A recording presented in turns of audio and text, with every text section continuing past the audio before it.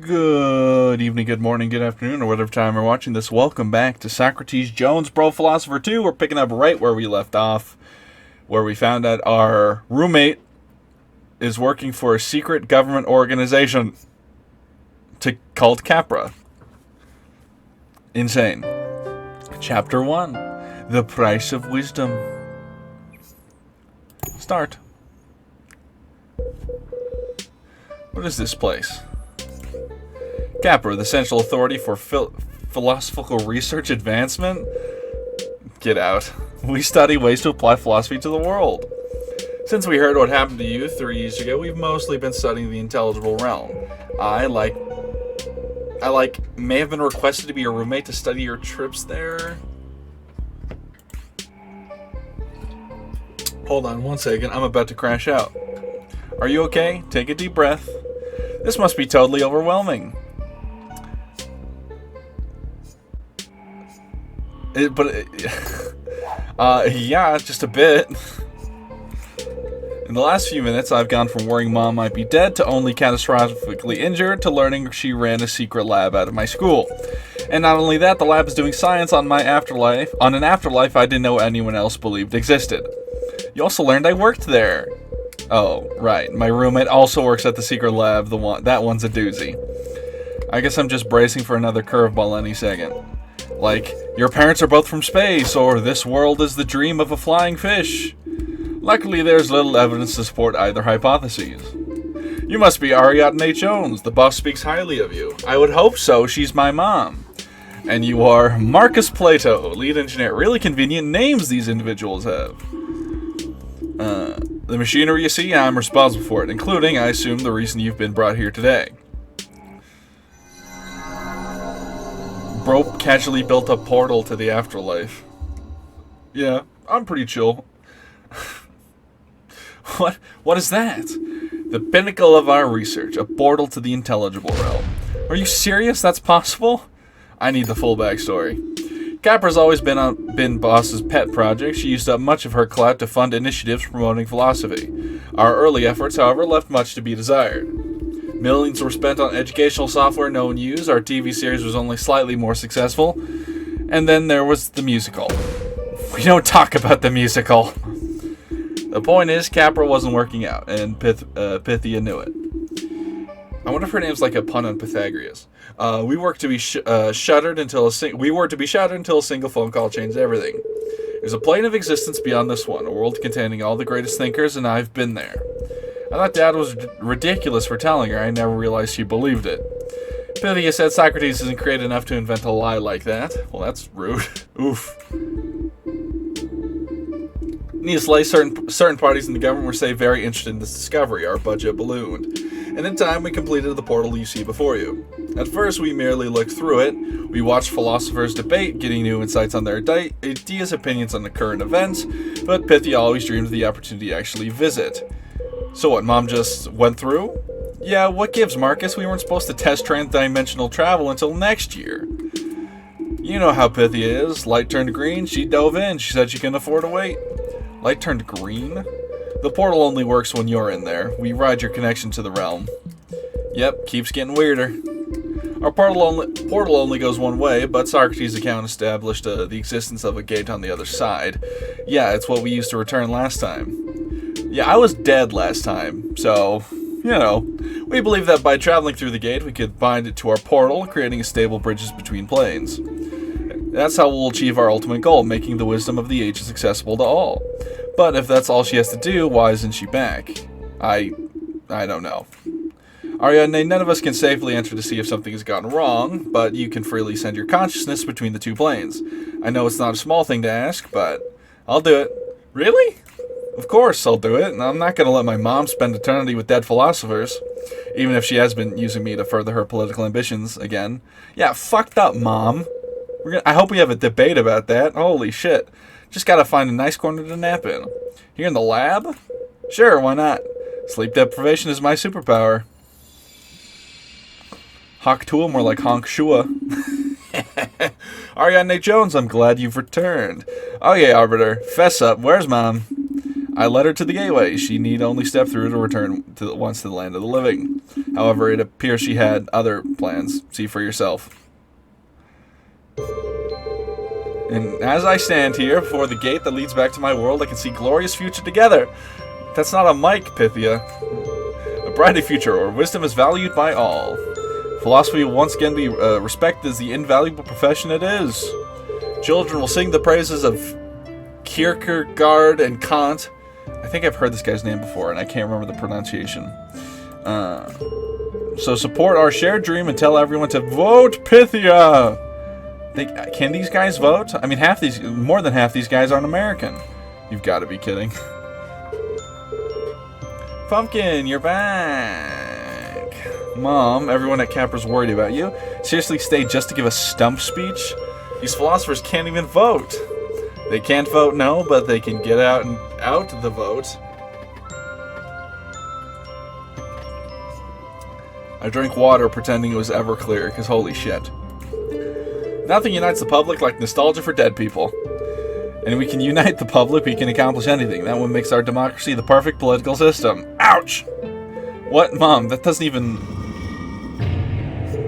What was that? Why has the gate closed? Last time it shut when Dad accepted the challenge to answer one of the great philosophical questions. But there was no challenge this time. Pythia Smith, if I may ask, what was the last thing you said? That's what makes our democracy the perfect political system? That explains it. While no formal challenge was issued, the senator just tackled one of the great questions. What is the ideal government? And it seems the gate found her answer. Lacking. So it closed, trapping her here, perhaps forever. What? That's... Let me out. You unpatriotic portcullis. Rude. Are you serious, Albert? That's it? Mom's just stuck here forever? No, I said perhaps forever. She's still alive, after all. The gate will reopen if presented with a viewpoint internally consistent and compatible with the realities of the world. If her position evolves or is proven to be as sound as she believes, that should suffice. Oh boy, I know where this is going. We're debating political philosophers. You suggest we date a bunch of political philosophers, aren't you? You know me so well. Can we just skip to the end? Say there's no societal structure that won't have fatal issues and get her out of here? Is that really what you think the answer is? We'll see what we can do about that. Mom, I'm trying to help you here. So, Albert, if I can prove my position is valid, we can leave. That is one approach, yes. Perfect. We do that and the philosophers will have to endorse me. Let's get started. Once again, Pythia, these philosophers can't even vote. Wonderful. It's been too long since I've had fresh pupils. Alright, who's this guy? Fresh pupils. I'm over 50.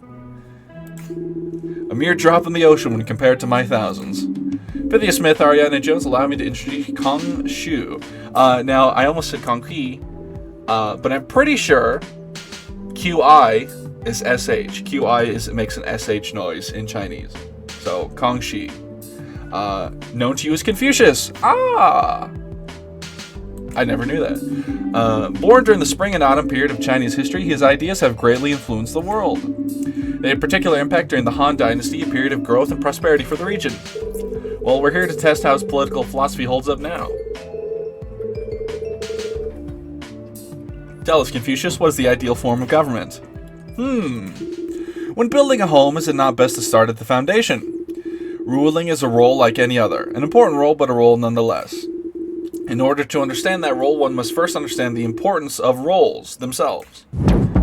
So we're going to break down society here. Job of government is to keep a kingdom running smoothly. Okay. For a kingdom to function smoothly, however, everyone must fulfill the titles they're assigned. So, construction workers got construction, so on and so forth. Whenever people assume roles and titles they do not own, strife and chaos will result. Good government thus consists of the ruler being a ruler, the minister being a minister, and the father being a father, and the son being a son. Yeah, got it. Cool, great. Society depends on individuals performing their duties. Thus, the goal of every individual and every role should be able to achieve Ren. The perfect fulfillment of their duties towards others, their ancestors, their superiors, their children, and their gods. Thank you for insight, Confucius. Now, if we'd like to move on to questions... Nonsense! No need, Arbiter. The issues here are plain. Oh? My mom's gonna ruin my credibility score. Mom, don't do it to me, Mom. Let me tell you about a boy I met in Albany the other day, little Timmy Jonas. He loved nothing more to fit the role you're prescribed, to be his son. I'm impressed. Timmy Jonas is wise for us, but poor Timmy has no parents. You see, they gave their lives for their country. Confucius here would accuse poor Timmy of neglecting his duties, blame him for all the ills of the world. I don't believe I would. This is a fucking stretch. This is a top shelf when you're 5'2" stretch. Oh my god. Holy shit, I'm gonna start. Maybe I should put Epiclear in this bottle.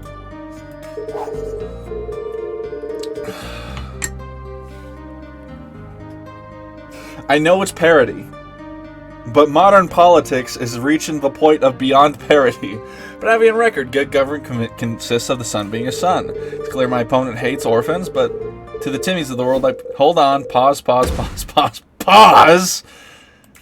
Mom, what are you doing? This is a total straw man argument. You're just using loaded imagery, not engaging in real debate. I'm bolstering my cause with appeal to humanity. Meanwhile, he's papering over blatant problems with his old wise man shtick. What do you think his focus on roles and traditions mean for the U.S., huh? Well, I'm sure Confucius's gender politics are fine, right, Confucius? Well, it is important for the wife to honor her... Okay, never mind, that's not going to help. Look, he was born 10 million years ago, it's fine. Look, Mom, I'm sure there are issues here, but you taught me the best way to separate good ideas from bad is to examine those ideas and ask the right questions. If there's anything in Confucius' ideas worth learning from, shouldn't we explore them? After all, proving your point isn't the only way we could leave. If your opinion changes, that would work too. I don't see that happening, but give it a shot, Adney. Lead the youth, or let the youth lead, right? Ow! Is this for real? She should be amazing at this. But she's treating these discussions of politics like politics, and now she's dragging me into the middle of it. Even if I take over for her, will she ever change her mind? Oh, what the hell was that? I have to try. Ugh, I wish we stayed on that CG for like a half a second more. Arbiter, can I handle this one? Of course, Ariadne Jones. I must say, I'm pleased to see you taking it. Don't push it. Let's do this, Confucius. Kongxi. Job of the government is to keep a kingdom running smoothly. Clarify this. I mean, I feel like it's clarifying the rest of the argument, but for the sake of hitting our buttons, we're going to do it. Government's purpose is to keep society from breaking down. Must maintain the essential social order so all can play their parts. For a kingdom to function smoothly, however, everyone must fulfill the titles they're assigned. I believe it gets, and people assume roles they do not own. Strife and chaos will result. Can you clarify this, please? Can you clarify this for me? One cannot simply claim to be a teacher. To be a teacher, one must teach. True. Many who are unqualified claims to be things they are not. They boast posture in order to deceive others. Oh, I hate how it applies. Oh, it's painful. I didn't know this game would hurt me. Alrighty. This results in the strife and chaos I mentioned, uncertainty and distrust that erodes the foundation of society. On the other hand, those who are worthy speak modestly but confidently. They know they are deserving. Is it not better for roles to be filled by the truly worthy? Whenever people assume roles they do not own, strife and chaos will result. Yeah. And this is the final argument. Good government consists of ruler being a ruler, the minister being a minister, and the father being a father, and the son being a son. Okay, let me clarify this. Clarify this for me. We're missing one clarification, but we'll run it back in a second. In an ordered society, everyone knows their duties and fulfills them to the best of their abilities. Okay, well, let's see what we got here. Can it function smoothly? Clarify this for me. We'll just get the whole clarification, get the whole 9 yards. Every title comes with its own set of expectations. A singer must sing, a fisher must fish, and a banker must bank. If an individual neglects these responsibilities, society as a whole cannot function. Okay, but how do these titles get assigned? A combination of inheritance and innate ability. Some titles people are born into: son, daughter, noble. Others we gain through experience: teacher, soldier, philosopher. We prove we deserve titles by performing them well. Through valor or neglect, titles can change.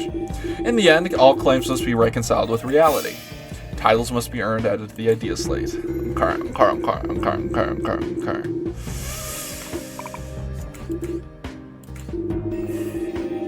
Do not own, strife, and chaos. Okay, can you back this one up? Can you back this one up? Because there's a lot of roles where it's like, does society really need this?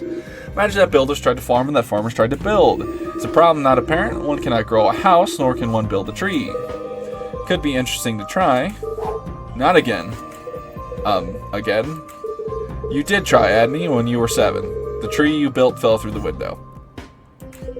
I was 7. Maybe now I could. Let us all be thankful Ariadne did not choose construction or gardening for her career. Indeed, performing duties one does not deserve is even more disastrous than performing no duties at all. Haters. There are people assume roles they do not own.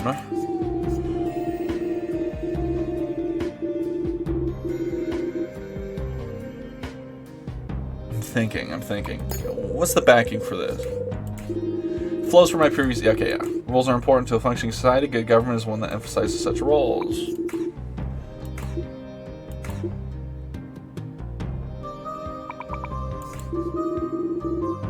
However, everyone must fulfill a role. Okay, can we back this? Just give me the whole backing.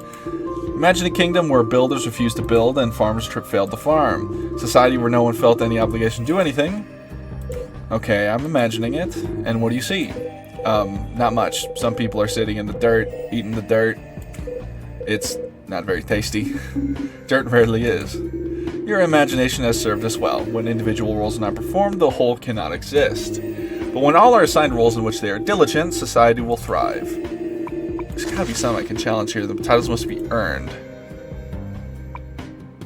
Okay, titles are assigned, but titles must be earned, no? Confucius, I found a problem with your argument. Would it not be wise to be more cautious in your study? After all, the cautious rarely err. Fortunately, Adney is far from cautious. Damn it! When people assume roles they do not own.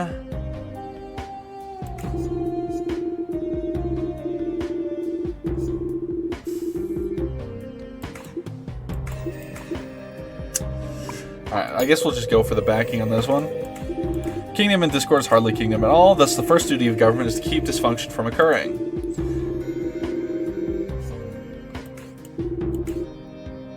For a kingdom to run function smoothly, however, everyone must fulfill the titles they're assigned. Whenever people assume roles they do not own, strife and chaos will result. Good government thus consists of a ruler being a ruler and a... Man, I feel... Fuchsia's is a big fan of tradition. Ritual, I never have been. So why humor him? You already know you don't agree. Every moment wasted on his ideas, children like Timmy Jonas are... Enough about Timmy Jonas. You know there are other ways to engage, Mom. Make sure I'm clear on this. How titles work is a good place to start.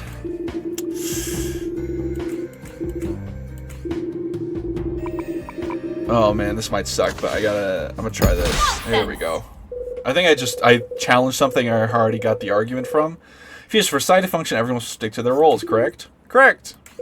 And people prove themselves worthy of these roles by performing them well. Should one not dance before claiming to be a dancer? Such requirements seem only logical. Each building block has logic, yes, but when the blocks are all placed, you've walled yourself in. Do elaborate, my pupil. Your philosophy creates a cycle of requirements with no real entry point. We have to deserve jobs to perform them. We have to perform jobs to deserve them. How are we ever supposed to try anything new? Astute observation, Ariadne Jones. Thank you, Arbiter. I think I've given the Arbiter like 7 different voices. Experimentation is essential to growth. My favorite teacher once told me, take chances, make mistakes, and get messy.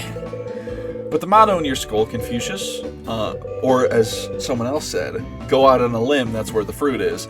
But the motto in your school, Confucius, entry-level position, 5 years of experience required. God, that hurts. My teachings are not so rigid. When essential duties are complete, one is free to direct energy towards other productive ends. But what defines productive, especially when success involves practice or luck? Never released a pop single, but I've thought about it. How will I ever know if that's my ideal role? What do you think, Mom? Should I drop out of college and become a pop star? Nonsense. Wow, you feel strongly about my pop career, huh? Is it not foolish to assume that the only role of value is that of expert? Acknowledging yourself as a student of discipline is a title unto itself, humility and willingness to learn to do wonders. To pursue the title of pop star, one should first take the title of pop apprentice. By studying under superior who's more experienced, you learn how to fulfill your role. Superior man idea added to the slate. If only Taylor had answered my letters. Taylor! You know, it's very funny. I saw a clip of Taylor at the Chiefs game, and it turns out she says, like, I'm going to kill myself a lot, as like, which is very millennial of her. And she doesn't mean like it's like the millennial, like, oh, some bad habit. She's like, oh my god, I'm going to myself. It's very funny, very funny. Our superiors, parents, teachers, and governors demonstrate for us how to be better. And with an observation, we answer your initial question, the ideal form of government. For as we look to superiors for guidance, the one at the top must be a model for all. Okay.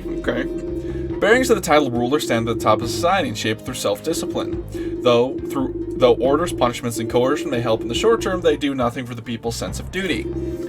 By simply embodying his title well, the ruler provides the essential model to inspire all to live up to their roles. The ruler thus becomes the pole star, remaining in place while lesser stars pay homage. The moral relationship between superiors and inferiors is like the wind to the grass. Grass must bend when the wind blows across it. When the ruler embodies his role, the people will be inspired to play their own. So the role-playing continues. We should get into an RPG, Confucius. I think you'd make a good wizard. Master Kong would never be a wizard. I don't know. Long beard, flowy robes, excessive use of metaphor. Wizards are natural enemies of philosophers. Nothing they do makes sense. Well, Confucius is definitely living in a fantasy land, at least.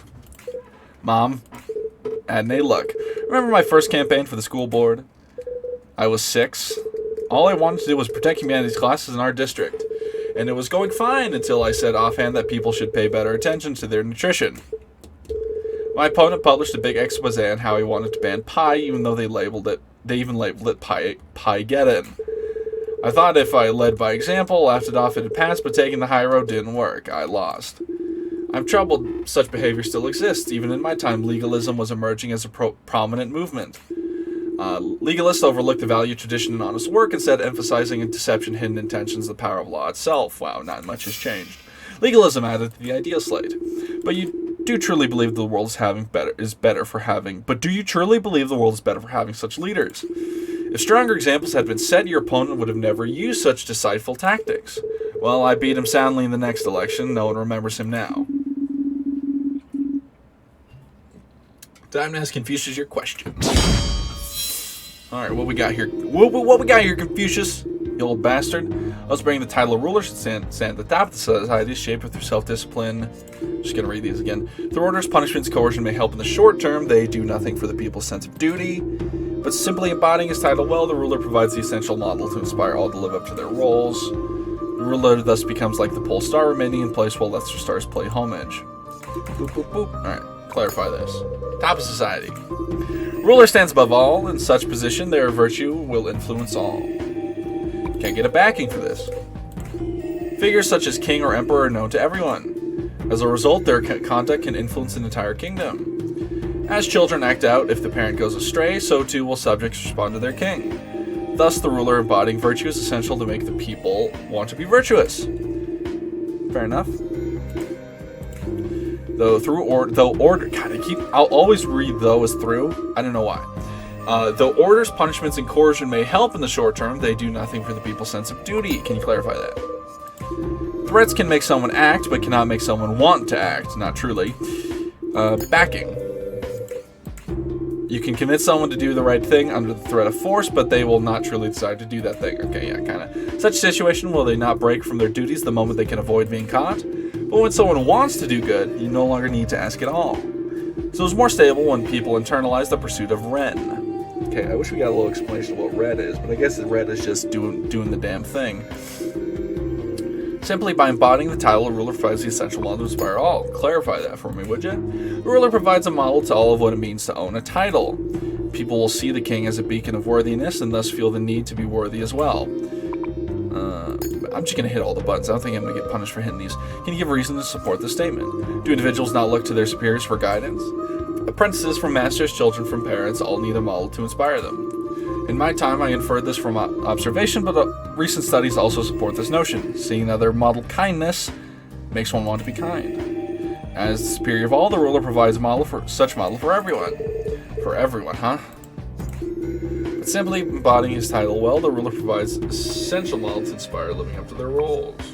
See, this connection thing hasn't come into play yet, and I feel like because we're still early, they don't want to throw this at us. It's like a pole star. Alright, clarify. I mean, I'll be honest, I have no idea what a pole star is. Pretty sure the first thing coming to mind is wrong. You must have recognized this another metaphor. Of course, more evidence for a wizard court. Well, in this case, the metaphor is apt because the pole star is stationary while other stars move around it. The king will similarly be stationary in his virtue, and his virtue will guide his subjects. Alright, back this up. As star guides sailors at sea, so too does the ruler guide his people. Don't sailors have better tools these days, like Google Maps? Google Maps usually doesn't work in the middle of the ocean, pumpkin. What? Also, letting your opponent double down on their colorful metaphor is a rookie political mistake. You want to attack the substance, not the sizzle. His previous statements are what led here, right? Go for those. Substance, not the sizzle. Alright. Central Mullins. I feel like I can challenge this one.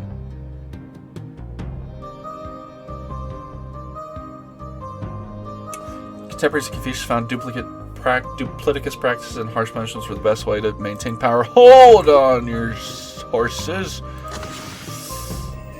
Nonsense! I should probably read those descriptions, huh? That was very handy.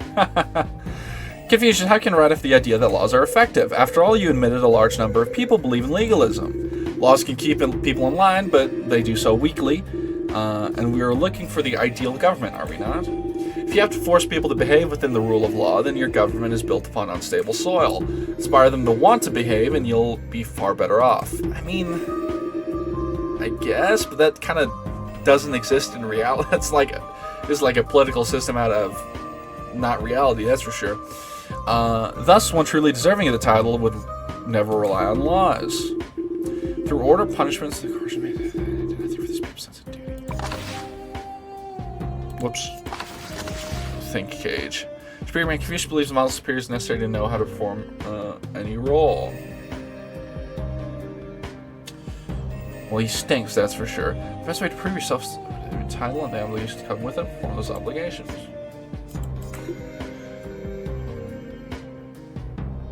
Self-discipline. I don't think I can challenge this. It feels pretty rough to challenge. Simply embodying his title well, the ruler provides essential molecules. I feel like I can maybe challenge this.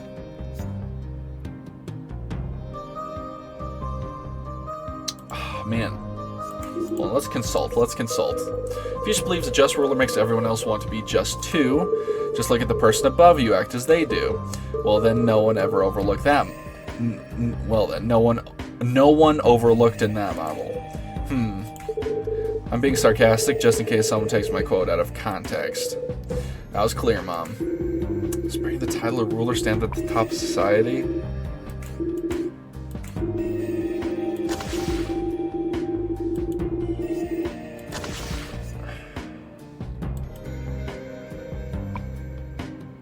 I feel like I can't challenge it with superior man.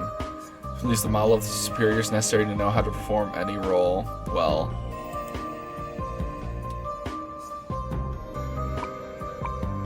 Well, maybe I can because, like, who... Nonsense! Yeah, because who teaches the ruler how to rule? Confucius, the ideal you describe sounds nice. A ruler guiding the people, helping them find their ideal titles, and inspiring the best in all. I really just have one key question. Who inspires the inspirer? I don't understand. You claim a model of worthiness is essential to keep everyone on the path of Ren. As the one at the top, responsibility falls on the ruler to be that model, embodying virtue for all. But where would this ruler get their model from? Who establishes the ideals of their title?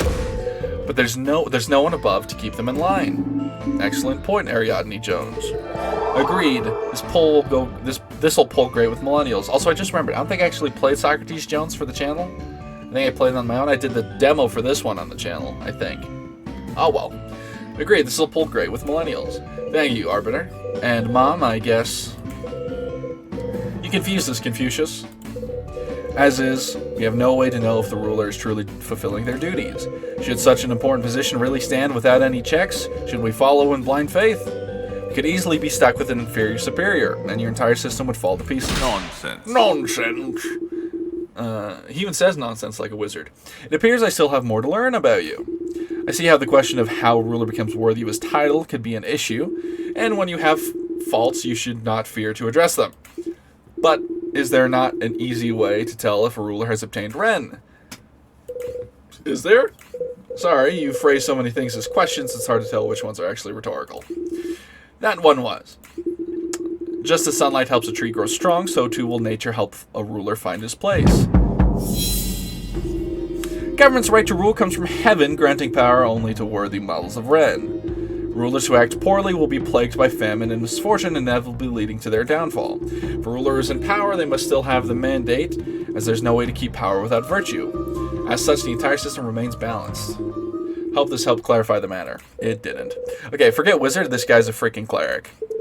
So wait, you really think the right to rule is granted by heaven? I feel like that's a JoJo reference. Indeed, those who do not deserve to rule will naturally be disposed, and others worthy of the throne will rise. The Qin fell to the Han, and the Han to the Jin. For each, the mandate expired when they strayed from the path, only by staying just can a fate be avoided. Such a fate, Pumpkin. I know. You think it's all ridiculous.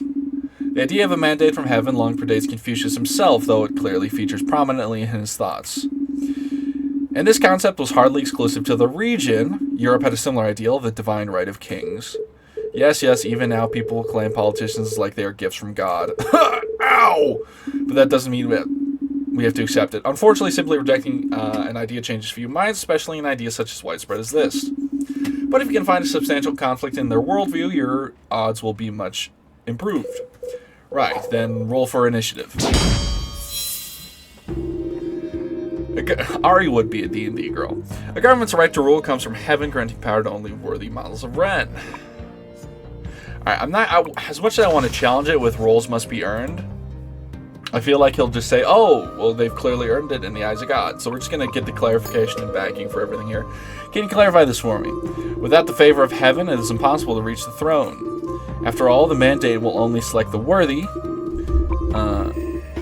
So see, right, he just said what I thought he would. Backing, can you give reasoning? In order for an individual to achieve power, many factors have to line up in their favor. These factors aligning amounts to a miracle, such as a miracle would only be granted to the worthy. We can therefore trust they will serve as a model for all. But what about the son of an emperor? Don't they just become ruler when dear old daddy dies? If the family still possesses the mandate, then yes, but fate can intervene. After all, it is not difficult to seize control from an unworthy child. Interesting. Rulers who act poorly will be plagued by famine and misfortune, inevitably leading to their downfall. Clarify, I feel like it's pretty self-explanatory. Moral sickness of their ruler will be reflected in the state of their kingdom. Natural disasters, scandal, and suffering will surround the nation from all sides. Gulp. These issues will make it increasingly difficult to maintain control until the ruler is finally disposed. Backing. Can you give reasoning to support this statement? Yes, please. Disasters don't happen because a ruler isn't kind enough. I understand why you might be skeptical of this idea, and I do indeed believe nature punishes those of poor character. But even if we set that aside, the core idea here does not require disasters to be caused by the ruler. If a ruler proves unqualified to deal with crises that emerge, do not these crises become worse? Mismanagement can amplify even the smallest ember into an all-consuming blaze. Ain't that the damn truth? You have seen unjust fall out of favor yourself. Did you not defeat the one who vilified you for disliking pie? I made that happen myself. No mandate. Also, let the record show I'm perfectly fine with pie. I like apple pie. A little vanilla ice cream on the side. Who? Well, regardless of what you believe, heaven was clearly on your side. Without the mandate, the unworthy cannot keep power. Rulers in power, they must still have the mandate, as there is no way to keep power without virtue.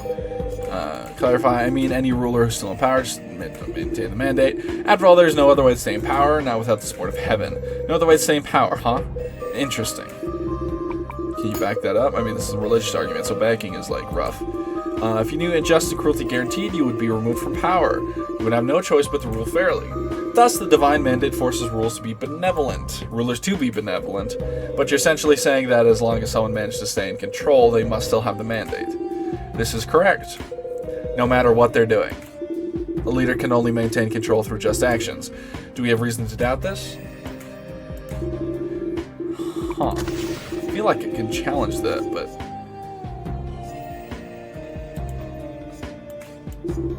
Such the entire system remains balanced. Mandate haven't required. This place, the whole government will certainly embody Ren. This will ask for backing, but this is the statement. Mandate corrects the issues you had with the ruler. It guarantees they will be a worthy role model.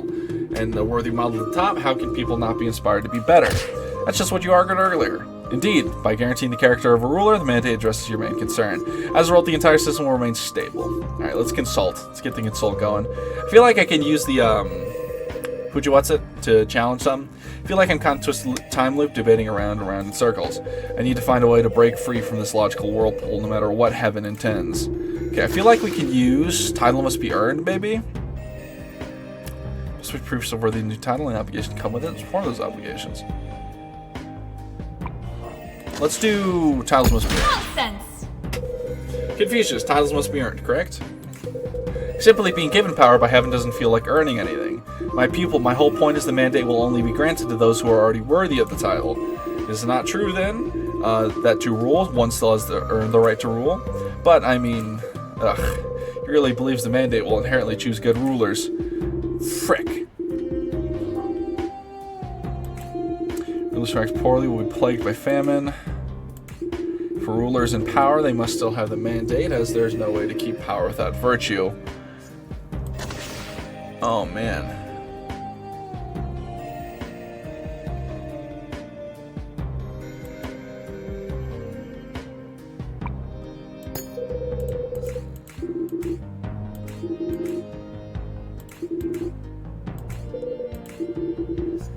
Man, I feel like I'm getting minced alive. Alright, let's just ask for the connections everywhere.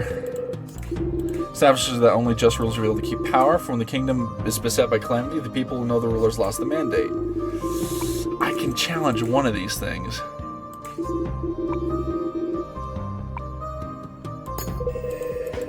So, I mean, it's his conclusion. Oh, maybe not. Any please, you know, there's no other way rhetorical questions. It clearly does. It was pretty sure, but can you imagine if it hadn't been? Well, rhetorical question. Let's move on. Okay, that was just a goof. Entire system remains balanced, huh? Can I just call him he stinks and moves on? Rulers who act poorly will be plagued by famine and misfortune, inevitably leading to their downfall. I mean, I feel like this is self-explanatory, asking for the action. Establish that in order to rule, an individual must already be worthy, thus guaranteeing those who reach the throne embody Ren. I feel like I've already challenged this. Rulers who act poorly will be plagued by famine. Oh, I'm getting minced here. Okay. So I feel like I can challenge this one. If rulers in power, they must still have the mandate. Is there no way to keep power without virtue? Can I do it with legalism? Yeah. Okay, there's something to the idea that a leader can inspire and shape their subjects. I've cried during too many climactic movie speeches to not believe that. If we could guarantee the quality of the ruler, that could do a lot of good. So it almost hurts to say none of this holds together at all. Do go on, it is my turn to listen. On a fundamental level, the logic of the mandate is circular. What makes it so difficult to disprove? The ruler will be just because they have to keep the mandate. The mandate's favor promises the ruler will be just. And A is true because B is true. Why is B true? Because A is true. But such circular logic is ripe for exploitation. But the very legalist demagogues you despise. How so, Ariadne? Let's quickly review what works here. Regardless of what if the mandate exists, if the ruler believes being unjust leads to divine retribution, that belief itself serves as a check on their behavior, a placebo effect encouraging benevolent leadership. But that ruler is only motivated by fear of losing the mandate, exactly the sort of external incentive Confucius says doesn't hold. So what happens if no win, that weakly motivated ruler acts unjustly? What happens when they get away with it? Sooner or later, all unjust action sooner or later, but the damage will still be immense. The ruler either loses faith in the mandate, or worse, believes the fact they've kept power proves they're right. From that point on, the situation decays rapidly. The ruler could use devious tactics to keep the crown, gaining advantage overall. The mandate becomes nothing more than an excuse for the powerful to keep their power. It alone is not enough to guarantee anything.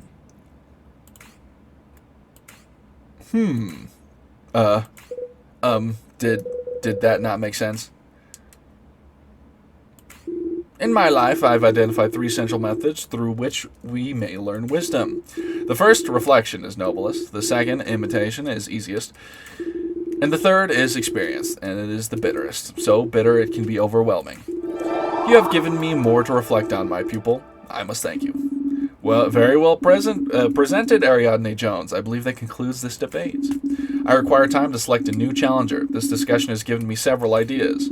Confucius, if you'll come with me. In the intelligible realm, a request from the arbiters as close as we get to a mandate of heaven. Thank you for your time, my pupils. I hope you find what you seek. Complete the first chapter of Philosopher 2. Well, Mom, what do you think? Confucius's philosophy was interesting, right? Despite the flaws. It's neat how just believing an idea can make it have an impact. I admit that went better than I expected. You're good at this, Pumpkin. I need you on my debate prep team. Pass. But while it was good, I'm not sure it was good enough. Confucius may have more to reflect on, but reflection won't bring out the votes. I needed him convinced, Adney, fully on board with our cause. I'm sure the more distance he gets from this, the more he'll revert back to his same core views. But, hold on, we just need to learn something, right? So we can get you out of here? Oh, Pumpkin, that's sweet. But I need to get out of here with the philosophers behind me. Otherwise, I might as well stay here forever. Wait, she can't really mean... I need to take a walk, clear my head, and see if there are any sandwich shops in the intelligible realm. I'm hungry. ...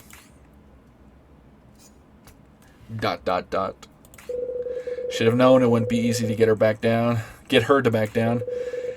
Guess I should update Jen and Marcus on what's going on. We might be here for a while. Alrighty, and that is going to be the end of this video of part 2 of Socrates Jones Pro Philosopher 2. Very good one. Arguing Confucius' mandate of heaven is fun. I mean, obviously, not with my brain, with the preset thinking of Ari.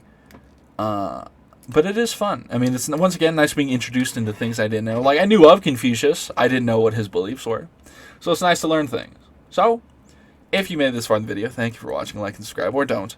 I'm not your mother, but you better brush your teeth. Now have a good one. Bye-bye.